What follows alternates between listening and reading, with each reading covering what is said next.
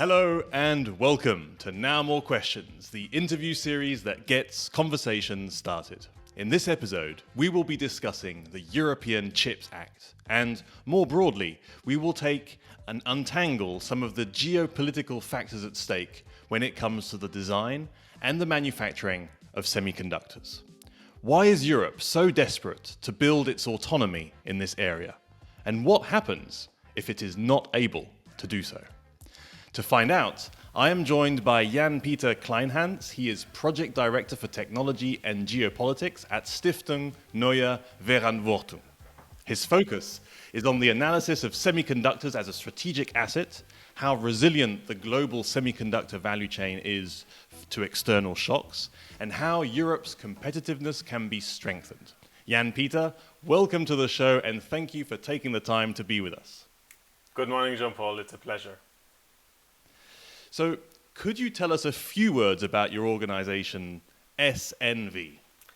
Absolutely. SNV, we are a non-party, non-profit, independent tech policy think tank. So what we are doing is in different technology domains such as social media and platforms, cybersecurity, but also, for example, signal intelligence, oversight and control.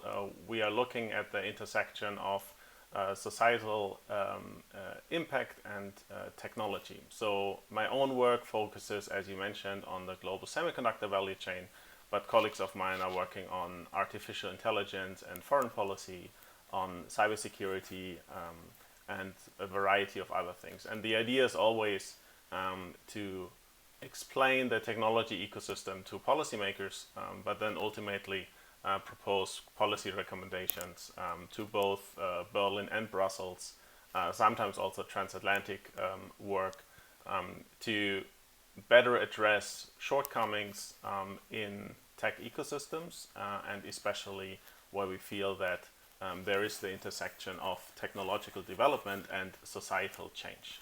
That's why it's not just about the technology itself, but of course always how it impacts and plays out in society. So you're providing analysis that is informing policy in this area, and that's precisely what we want to know more about, this European Chips Act policy and what's required to gain more autonomy in Europe.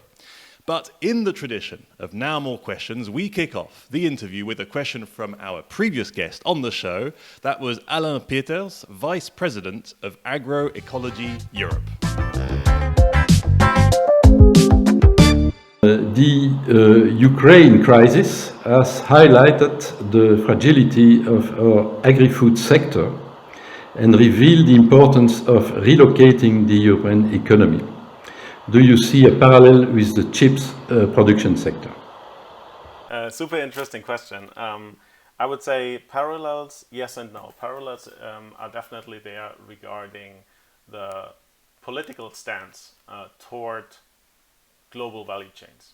So basically with a new focus on open strategic autonomy, what the European Commission and I would say also many member states are doing is they are scrutinizing and questioning their dependence on foreign technology providers or foreign food providers in that matter. So understanding in which areas are we dependent and maybe too dependent on foreign companies and foreign regions. So in that sense, I think there is definitely a parallel between agriculture and semiconductors. I think there are some important differences because with semiconductors and other emerging and foundational technologies such as AI or quantum and others, we talk about highly complex value chains, highly complex products with very deep value chains. And by definition or by history, transnational value chains that are really, really hard to untangle. So I would say that it is substantially easier to decide that you want to produce a certain type of food, of agriculture in your home region again, and deciding that you are too dependent on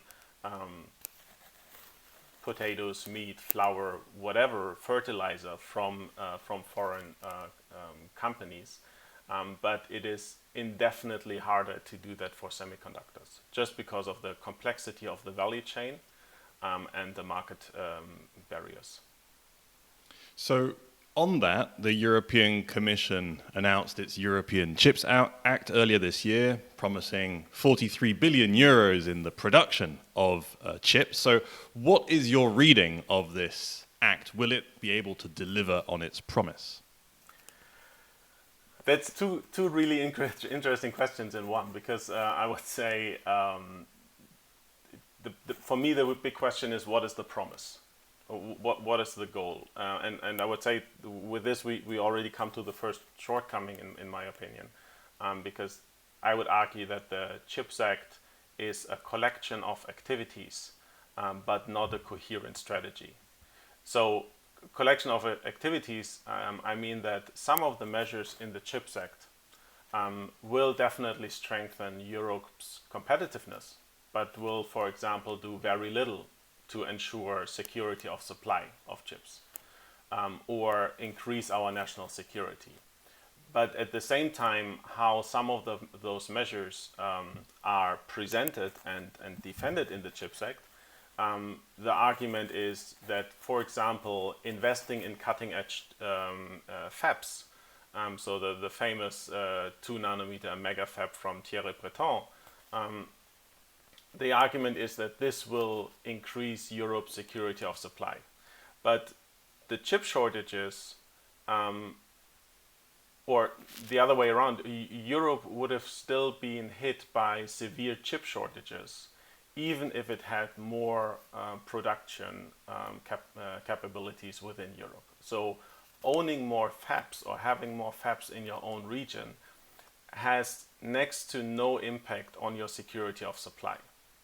So that's just one example where I feel that some of the activities in the CHIPS Act are spot on, and they are the right incentive. So, for example, a lot of the stuff that is mentioned in the first pillar that talks about R&D and chip design and pilot lines, so kind of Europe's bread and butter of innovation policy, I think there's a spot on. Of course, there's way too little money in there, but it is still the right incentives.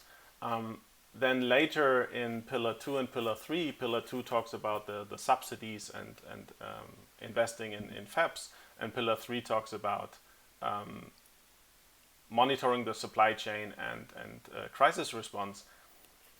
I think a lot of this is well-intentioned, but either poorly executed or basically focused on solving the wrong problem.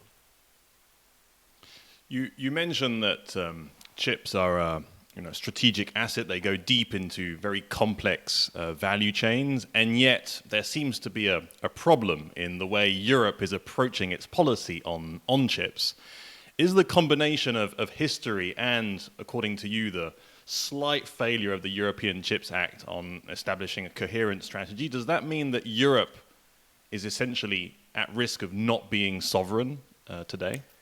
To be fair, I wouldn't say that any country in the world is sovereign when it comes to chips. That's what I meant before with a transnational value chain. So you have to understand to produce a modern chip today, and there we don't even talk about the super cutting edge stuff that you find in an Apple iPhone or an NVIDIA graphics card or an AMD processor. Just your average modern chip. You depend on Japanese chemicals and equipment. You depend on US chip design software and equipment. You depend on European equipment and chemicals. You depend on manufacturing most likely in Taiwan or in South Korea. So if you take any of these countries out of the equation, you cannot produce that chip. And that's what I meant before with having more fabs in your region does do very little to improve the security of supply, because, for example, part of the chip shortages for certain types of chips currently, the reason for that is shortages in substrates, in chemicals and materials that you need to produce the chip. So even if you have the fab, if the fab runs out of chemicals and relies on chemicals out of Japan or Taiwan, and there is simply no manufacturing capacity for these chemicals, the fab doesn't help you. The same goes for the difference between front-end manufacturing, so wafer fabrication, and back-end manufacturing, assembly, test, and packaging. So another reason for the chip shortages is that even though front-end manufacturing works perfectly fine, for certain types of chips, the problem is actually back-end manufacturing. That again, there's not enough capacity of back-end providers, and there's very little conversation within Europe about increasing our share of back-end capacity, because there we talk about 5% of global back-end capacity. So if you think we are dependent on foreign manufacturers for wafer fabrication, for front-end capacity, you are in for a surprise if you look at back-end capacity, because there it's even worse. So I think this framing of, are we sovereign in chips, are we autonomous in chips, it is really the wrong framing for a transnational value chain. No country in the world currently has all the production steps and all the necessary inputs in their own region to produce a chip. It is a transnational value chain. And I think for Europe that's actually a good thing, and we should ensure that this transnational value chain continues to flourish, because European companies are already playing an important part in this value chain and should continue to play an important part. For example, in supplier markets, for example, in specialty materials and specialty semiconductor products. I really don't think it's about becoming more autonomous. I think it's the wrong policy goal. So there is some kind of obsession on the manufacturing of chips in Europe. You're saying that it's essentially a globalized process, a globalized supply chain. Some regions of the world have invested heavily in manufacturing, and others have invested in other activities around this value chain. But what is the dynamic at play between the different regions of the world? Is it that in absolute terms Europe has underinvested in the manufacturing of chips, or has it continued to increase its investments, but simply other regions in the world have just outpassed it by a lot? No, I think it's definitely fair to say that Europe underinvested, but I would say for a good reason. And one reason is that European semiconductor companies focused on different types of technologies. So when we talk about chasing the 5 nanometer or the 3 nanometer or the 2 nanometer fab, we have to understand that this metric, the node density or the feature size, it is really only relevant for certain types of chips, for processors, really, so for logic semiconductors. So that's why in general purpose processors from Intel or AMD, in mobile chipsets from Apple or Samsung or MediaTek, this is where you see companies always transitioning as quickly as possible to the next manufacturing generation. But if you look to other types of semiconductors, so for example, analog semiconductors or mixed signal chips, so that's the chip that you need in your smartphone to access the 5G radio waves, right? Like the 28 gigahertz radio waves, or that's the chip that you need to listen to Spotify, to convert your digital signal into analog sound. These types of chips really don't benefit from node density. They benefit from other things. They need new materials. So for example, gallium nitride or silicon carbide semiconductors. And that's where European companies over the past couple of years, or maybe more than a decade actually, focused on. So if you look at Infineon or STMicro or NXP, they are, for example, especially STMicro and Infineon are, for example, very strong in power semiconductors. And they invested in silicon carbide manufacturing, because silicon carbide, it's a different material, it's a different type of manufacturing, but it is extremely performant for high voltages, for power semiconductors. So the chip to charge your electric vehicle is less efficient if you manufacture it in silicon than if you manufacture it in silicon carbide. This chip couldn't care less about your manufacturing density, about the nanometers, right? So that's why I would say yes and no. Yes, Europe definitely did not invest enough in its own manufacturing. But no, it is not about chasing the nanometers for Europe and trying to simply copy what's already there in Taiwan, in South Korea, partially also in the US, simply because for European manufacturers, other technologies and other metrics beside the nanometer itself is actually the deciding factor. But help me out on this one, because you talk about the globalized supply chains and that Europe shouldn't just copy Taiwan. But at the same time, I understand that Taiwan accounts for, I think, 92% of global production for chips. I think of a certain size or something pretty substantial. That's right. It is something pretty substantial. So how does something like this even happen, especially when considering Taiwan is has such a peculiar status in the world of geopolitics and is not even a recognized country, a disputed territory. How does something like this even happen? Yeah. Let's unpack this. So Taiwan has around 22% of global manufacturing capacity.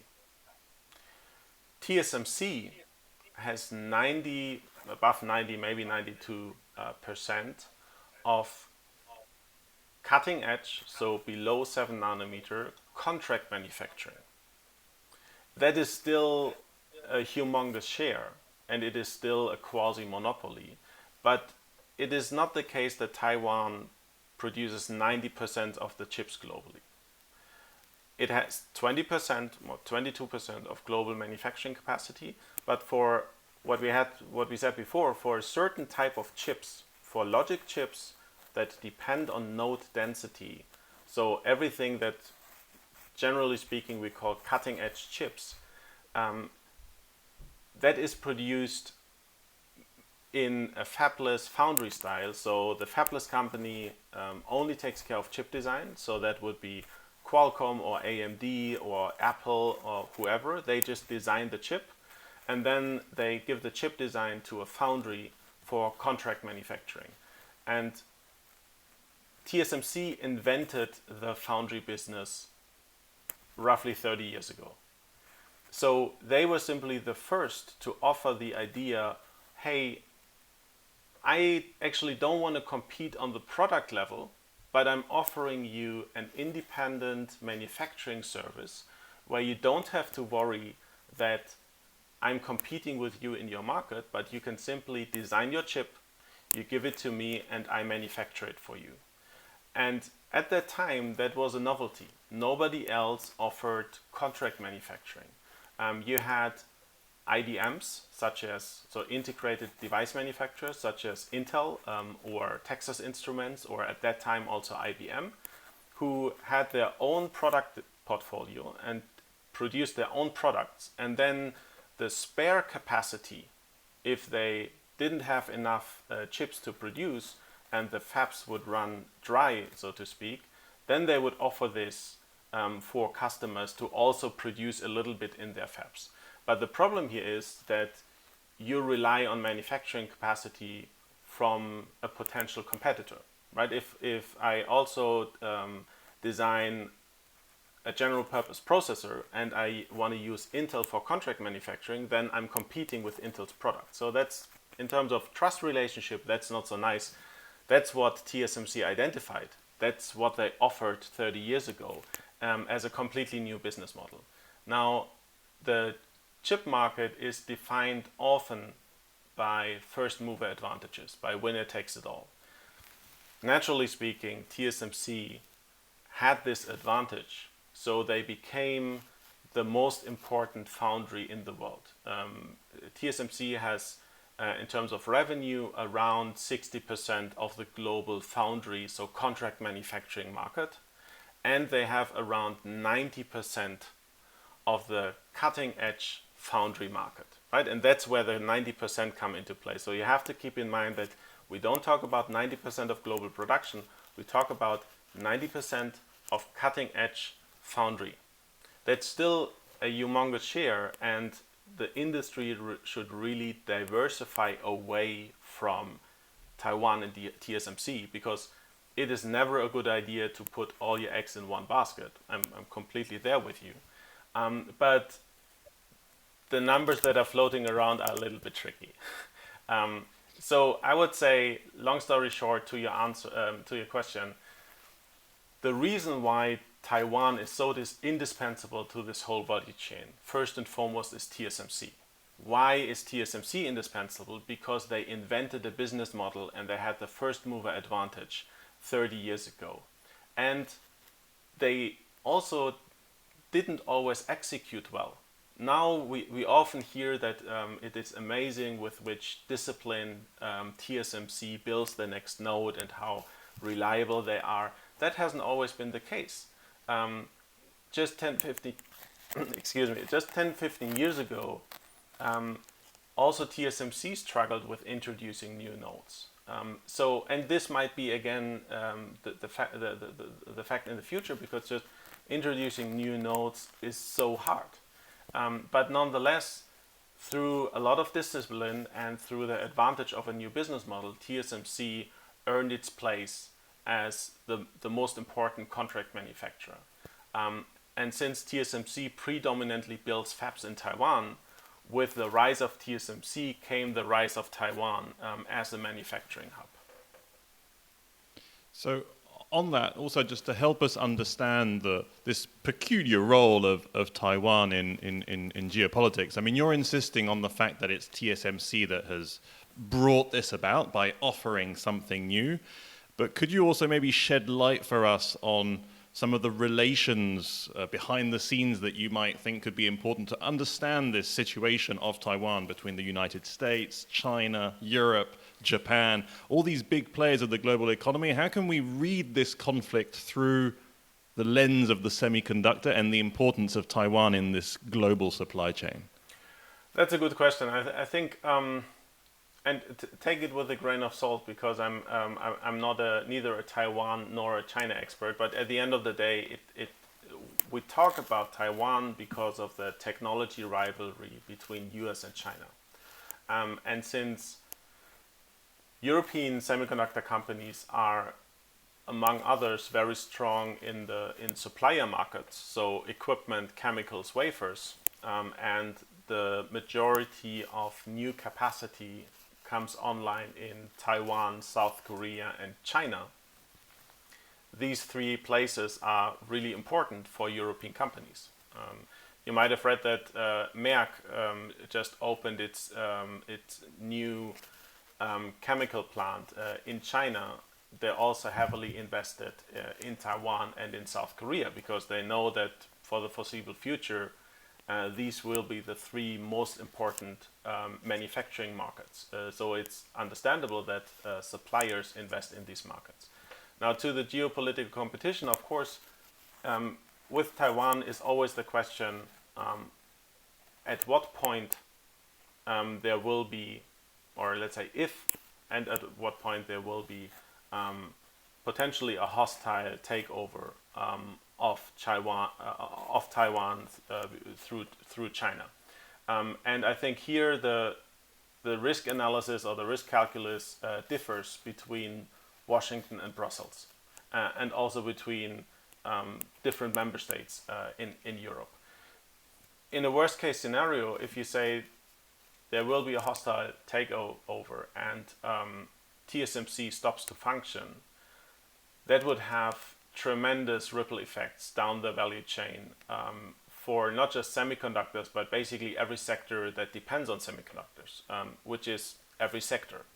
So I think it's hard to overestimate the importance of Taiwan for the global ecosystem as a single point of failure. That's kind of the one thing. the other thing is that I think besides the geopolitical aspect, and I would say the geopolitical aspect is the biggest reason for the US to try to reshore some of that manufacturing. That's why since more than 2 years they're in conversation with TSMC to build a relatively cutting-edge fab in Arizona. That's why Samsung is again investing in the US, and the idea is really for the US to bring back cutting-edge manufacturing to their own shores. And from Europe's perspective, I think first and foremost that's a good thing, because if anybody has a shot at establishing a third base for cutting-edge manufacturing, so the first being Taiwan, the second being South Korea, the third potentially being the US, then it is really the United States. Why? Because the United States actually has the end customers for cutting-edge manufacturing. So the biggest customers from TSMC are actually US chip design companies. So it is natural for the US to think, well, if we have the customers at home, if they are willing to pay a little bit of a higher price to manufacture chips, maybe we have a shot at also establishing, together with Intel, TSMC and Samsung, a cutting edge manufacturing base. But I think we have to keep in mind the overall share and the relative shares. Even in 10 years time, if you look at the speed and volume of new fabs being built in South Korea and in Taiwan, also in China, in my opinion, there's no question that for the foreseeable future, and here I'm meaning at least this decade, the majority of manufacturing in general and specifically cutting edge manufacturing will reside in South Korea, Taiwan and China. So that means we will have to continue to live with these geopolitical tensions. There's no easy exit, there's no quick fix here to simply say, okay, let's build 5 fabs, let's do the cutting edge stuff, we are fine. The path dependencies are simply so big. Okay, interesting, because in the reading of all of this, I think Taiwan is only recognized by some 14 or 15 countries around the world as an independent state. So it is actually officially a part of China. And I think this relationship between the investments that have been going on, especially from US companies, specifically in Taiwan, can be interesting in the light of the rise of China more generally, and maybe we're seeing a kind of rebalancing of powers around the world. If you, at least in chip terms, the rebalancing means that we will see single-digit movements in terms of rebalancing manufacturing shares. To give you an idea, last year TSMC's capex, so capital expenditure, what they invest in new fabs, was pretty much exactly the same amount as the entire CHIPS Act, $44 billion. That was Taiwan's capital expenditure for building new fabs in a single year. Samsung in South Korea, or not in South Korea, but Samsung globally, already 2 years ago stated that they will invest more than $150 billion within this decade, just for their contract manufacturing. So I think, and again, I think that's not the bad thing. I'm not saying this to say whatever Europe is doing, it's too little too late. To the contrary, I think it's good that Europe is investing in its own ecosystem. But we shouldn't fall victim to the illusion that these investments will make us less dependent on the global ecosystem. We should embrace the fact that we have a global ecosystem, because I think within Europe there is the conviction that interdependence leads to stability. And yes, with the Russian war against Ukraine, this idea has to be questioned and has to be scrutinized again, and I'm fully there. But there are also a lot of benefits of having a transnational value chain that grew over the last 50 to 70 years based on perfect competition. You talk about a highly efficient, highly innovative supply chain. And if we start to reshore and copy things, we need to be willing to sacrifice innovation and efficiency. And I think in some areas that is justified and good. Like I said, it's not smart to have 90% of cutting-edge contract manufacturing in Taiwan, just for global warming reasons. Taiwan had severe problems last year and the year before with droughts. The entire area is prone for earthquakes and so on. So I think it's a good reason if we diversify manufacturing geographically. But going forward, we will still talk about a transnational value chain where every single region, at least if we talk about the 5 dominant regions, so South Korea, Taiwan, Japan, China, US, and Europe, will play a crucial role. So you're still hopeful that the global supply chain will deliver, despite a couple of failures here and there that we've seen with some of the chip shortages, and that it's more about embracing that global supply chain than specifically copying one or the other area of the world. It almost seems like the European Chips Act could have been a broader European industrial policy that might have made a little bit more sense with chips built in. But we hear you, we hear also your analysis on the global level, and I think that's really useful just to understand some of these relationships as well globally. So Jan-Peter, thank you so much for having been with us. Thanks, Jean-Paul. It was fun. Thank you so much. That was Jan-Peter Kleinhans. Thank you for watching, and we'll be back with our next episode right after the summer.